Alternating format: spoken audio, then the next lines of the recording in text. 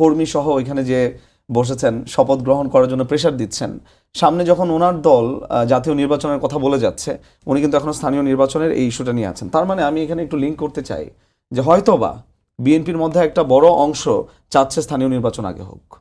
এটাও এরকম একটা মেসেজ হতে পারে, দলীয় হয়তোবা অন্তর্কোন্দল থাকতে পারে, যেটার কারণে তারা প্রকাশ্যে বলতে পারছে না, আবার তারা স্থানীয় নির্বাচন আগে চায় হয়তোবা।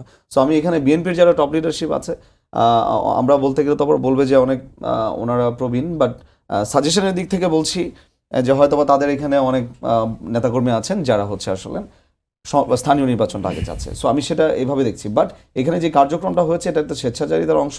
এটা যদি দলীয়ভাবে তারা সমর্থন করে থাকে বিএনপি, সেক্ষেত্রে আমি মনে করি যে এটা একটা স্টেপ ফরওয়ার্ড, যে আসলে স্বৈরাচার হয়ে যাওয়ার মতো যে একটা অবস্থা হয়ে যায়, ভবিষ্যতে যখন সকল পাওয়ার হাবগুলো ওনাদের হাতে কবজা থাকবে, তখন তো তারা আসলে রাষ্ট্রের সকল যন্ত্রকে তখন তাদের মতো করে আগে যেরকম 15 বছর হয়েছে এরকম করে ফেলবে, এটা আমার ধারণা। আপনি যেটা বলছিলেন যে বিএনপির একাংশ হয়তো স্থানীয় সরকার নির্বাচন চায় বলে আপনি মনে করছেন, এটা কিছু লিঙ্ক করলেন, একটু যদি পরিষ্কার করতেন। কারণ ইশরাক হোসেন তো নির্বাচন চাননি, তিনি সরাসরি মেয়র পদ চান।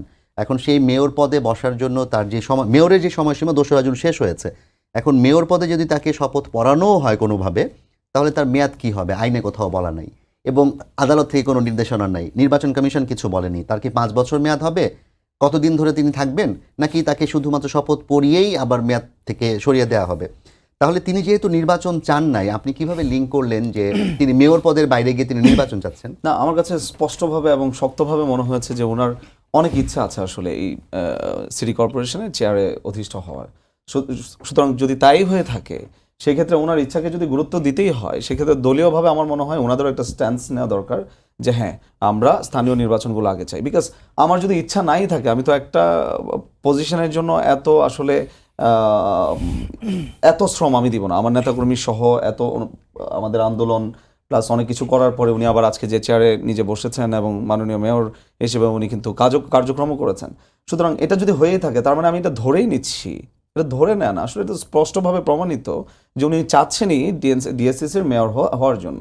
সেক্ষেত্রে আইনে আপনি যেটা বললেন, আইনে যেহেতু এখন সময় চলে গেছে এবং সেরকম কোনো প্রবিধান নেই যে হচ্ছে এরকম যদি হয়ে থাকে রায়ের পরে ওনাকে কি অলঙ্কৃতভাবে কি একদিনের জন্য মেয়র করা যাবে কি না, সেটার জন্য কিন্তু নায়ক মুভির মতো রাইট ইন্ডিয়ার, তো সেটাও কি অপশন আছে কিনা আমি জানি না। কিন্তু ওনার যে ইচ্ছা সেটার মাধ্যমে আমি স্পষ্টভাবে মনে করি যে উনি চাচ্ছেন যে স্থানীয় নির্বাচনটা হোক এবং উনি ঢাকা সাউথ সিটি কর্পোরেশনের মেয়র হিসেবে অধিষ্ঠিত হোক।